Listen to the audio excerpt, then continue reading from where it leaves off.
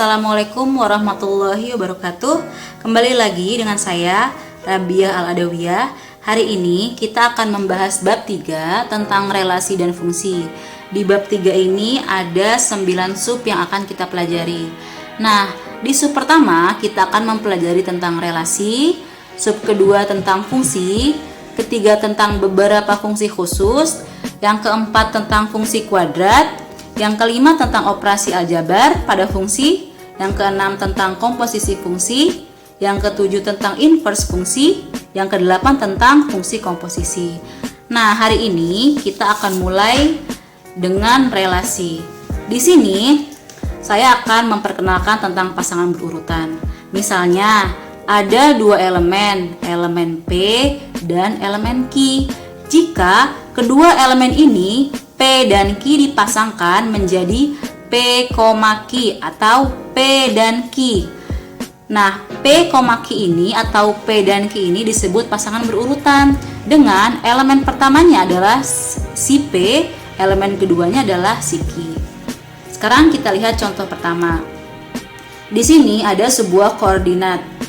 Di titik X, di garis X ada titik P, Q, R, dan S. Di garis Y ada titik 1, 2, 3, dan 4. Nah, di sini kita lihat pada diagram di samping, berarti yang ini ya, dapat kita tulis himpunan pasangan berurutannya berapa. Nah, sekarang kita lihat nih, di sebelah kiri ada titik P,1, berarti kita tulis P,1. Lalu selanjutnya titik P,3, berarti kita tulis P,3. Di sebelah P ada huruf Q. Di huruf Q ini titiknya berapa? Q,2, maka kita tulis Q,2. Nah, di sini pasangan berurutan berarti tidak boleh loncat langsung ke kanan. Dari kiri pelan-pelan menuju ke bawah, ke atas, dan ke atas. Jadi nggak boleh langsung misalnya P,1 langsung kita tulis S,4, nggak boleh ya. Ingat berurutan. Nah, selanjutnya kita lihat di titik Q ada nggak yang lain? Nggak ada. Kita pindah ke R. Di R ini ada titik yaitu R,1, berarti kita tulis R,1. Selanjutnya kita lihat di sebelah kanan R ada S. S ini mempunyai dua titik yaitu titik S,2 dan S,4, maka kita tulis S,2 dan S,4. Seperti itu ya caranya. Nah, selanjutnya kita akan belajar tentang himpunan hasil kali. Misalnya seperti ini. Misal dari himpunan P dan himpunan Q, ini kita ingin kalikan, berarti kan himpunan itu artinya adalah kumpulan, berarti kumpulan yang ada di P dengan kumpulan anggota yang ada di Q. Kalau kita kalikan himpunan P dikalikan dengan himpunan Q, berarti himpunan dari semua pasangan berurutan yang ada dari anggota P kita kalikan dengan semua himpunan pasangan berurutan yang ada pada himpunan Q. Misalnya, P kecil adalah anggota dari himpunan P dan Q kecil adalah anggota dari himpunan Q. Maka, jika himpunan P dikali himpunan Q, berarti jawabannya adalah ya P, Q dengan syarat P kecilnya ini adalah anggota himpunan P dan Q kecilnya ini adalah anggota himpunan Q, seperti itu. Selanjutnya kita lihat contoh kedua. Diketahui himpunan P anggotanya 1, 2, dan 3. Himpunan Q anggotanya adalah P dan Q. Tentukan himpunan perkalian dari P dan Q. Nah, di sini himpunan P-nya ada angka 1, 2, dan 3. Himpunan Q-nya ada P dan Q. Maka jika kita kalikan berarti tinggal kita susun saja. P dikali Q berarti 1P, lalu 1Q, lalu 2P, 2Q, 3P, dan 3Q. Nah, kalau ditanya berapa jumlah anggota dari perkalian himpunan P dengan Q, maka tinggal kalian hitung 1, 2, 3, 4, 5, 6. Berarti anggotanya ada 6. Untuk cara mudahnya adalah himpunan P terdiri dari 3 anggota. 1, 2, 3, 3. Lalu himpunan Q terdiri dari 2 anggota. Anggotanya adalah P dan Q, 2 anggota. Maka 3 dikali 2 adalah 6. Itu cara cepatnya. Selanjutnya kita lihat contoh ketiga. Diketahui himpunan P-nya 2, 3, 4, 5. Himpunan Q-nya 4, 5, 6, dan 7. Dan himpunan R 8 dan 9. Tentukanlah himpunan P diiris oleh himpunan Q lalu dikali oleh himpunan R. Nah, di sini pertama-tama kita cari dulu yang P iris Q. Kita lihat P anggotanya 2, 3, 4, 5. Q anggotanya 4, 5. Kalau ditanya P iris Q, berarti yang kita cari adalah yang sama. Maka dari P dan Q yang sama angka berapa? Angka 4, 5, dan angka 4,5. Berarti jawaban dari P iris Q adalah 4 dan 5. Nah, di sini dia minta dikalikan dengan R. R di sini adalah 8,9. Maka 4,5 dikali 8,9. Tinggal kita urutkan saja. Berarti 4,8, 4,9, 5,8, 5,9. Seperti itu ya. Selanjutnya kita akan membahas tentang relasi. Di sini relasi itu adalah artinya hubungan. Lambang dari relasi itu sendiri adalah R. Nah, di sini misalnya relasi R dari himpunan P ke himpunan Q. Artinya kita memasangkan anggota P dengan anggota Q. Nah, di sini anggota dari P adalah P kecil, anggota dari Q adalah Q kecil. Maka kan kita sudah tahu kalau dibuat pasangan berurutan menjadi P, Q. Nah, di sini P, Q ini adalah himpunan bagian dari himpunan P dikali himpunan Q. Selanjutnya, jika P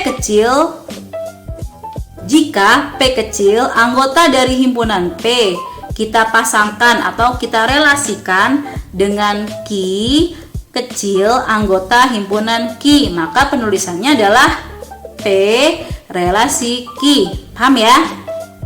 Jika P kecil adalah anggota dari himpunan P, terus kita pasangkan atau kita jodohkan dengan Q kecil anggota dari himpunan Q, maka penulisannya P relasi Q. Nah, selanjutnya jika P kecil adalah anggota dari himpunan P, tapi tidak kita pasangkan atau tidak berelasi dengan Q anggota himpunan Q, maka penulisannya adalah P tidak berelasi dengan Q. Kalau kita pasangkan atau kita jodohkan berarti R. Kalau kita tidak pasangkan atau kita tidak jodohkan berarti dicoret R-nya. Seperti itu. Sekarang kita ke contoh nomor 4. Diketahui himpunan P anggotanya ada 1, 2, 3, 4, 5. Himpunan Q anggotanya ada bilangan prima dan bilangan ganjil. Nah, di sini pertanyaannya adalah buat relasi adalah bilangan dari P ke Q. Jadi, pertama-tama kita harus tahu suatu relasi itu bisa dinyatakan dengan dua cara. Yang pertama bisa dengan himpunan pasangan berurutan, yang kedua bisa dengan diagram. Nah, kalian bisa mencobanya dengan keduanya atau salah satunya, atau bisa juga dengan dua-duanya ya. Di sini saya akan menjelaskan dengan yang pertama himpunan pasangan berurutan. Ingat kata kuncinya di sini adalah relasi adalah bilangan dari P ke Q. Berarti hubungan, kan kalau relasi itu kan artinya hubungan, berarti hubungan dari bilangan P ke Q. Sekarang kita lihat satu prima atau ganjil kah? Maka kita tulis satu prima bukan, berarti jangan ditulis prima. Satu ganjil, tulislah satu ganjil ya kan. Selanjutnya dua prima, tulis dua prima. Dua ganjil kah? Tidak, maka jangan ditulis. Tiga prima, tulis. Tiga juga ganjil kan? Tulis juga. Empat tidak bilangan prima dan juga tidak bilangan ganjil, maka jangan ditulis. 5 masuk ke prima dan juga 5 masuk ke ganjil. Nah, begitu ya cara menulis pasangan berurutannya. Selanjutnya, kita akan membuat diagram. Ini bisa pakai cara kedua ya. Diagramnya ini bisa diagram panah, bisa juga diagram koordinat.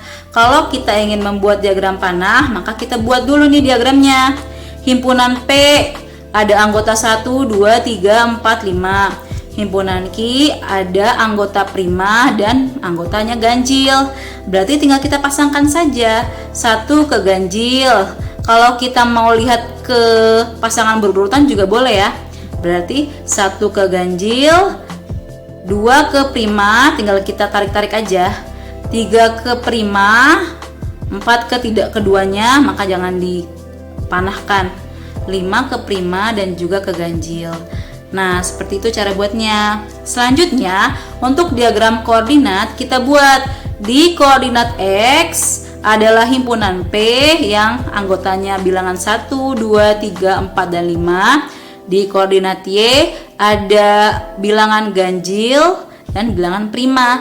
Di sini tinggal kita buat titik-titiknya. 1 ke prima, 1 ke ganjil, berarti titiknya di ganjil. 2 ke prima, titiknya di prima. Selanjutnya 3 di prima dan ganjil, kita buat prima ganjil. 4 tidak keduanya, maka jangan diberi titik. 5 prima dan juga ganjil, maka kita buat titik keduanya. Seperti itu ya. Selanjutnya contoh kelima. Diketahui himpunan P 6, 8, dan 12 dan himpunan Q 2 dan 3. R adalah relasi. R adalah hubungan dari P ke Q yang merupakan kelipatan dari. Nyatakanlah R, nyatakanlah relasi dengan menggunakan himpunan berurutan. Berarti kan tadi dibilang kalau R ini adalah relasi dari P ke Q, dan di sini dibilang kalau relasinya adalah kelipatan dari, berarti P kelipatan dari Q. Ya udah, tinggal kita cari hubungannya. 6 kelipatan dari 2, 6 juga kelipatan dari 3. Berarti tulis 6 kelipatan 2, 6 kelipatan 3. Selanjutnya 8, 8 kelipatan 2. Apakah 8 juga kelipatan 3? Enggak ya. Berarti yang ditulis hanya 8,2. Nah, selanjutnya 12, 12 adalah kelipatan 2 dan juga kelipatan 3. Maka tinggal kita tulis kelipatan 2 dan kelipatan 3. Nah, sampai sini Ibu harap kalian paham ya tentang pengertian dari relasi dan fungsi. Ya udah, sampai di sini materi kita kali ini. Selamat belajar dan tetap semangat. Wassalamualaikum warahmatullahi wabarakatuh.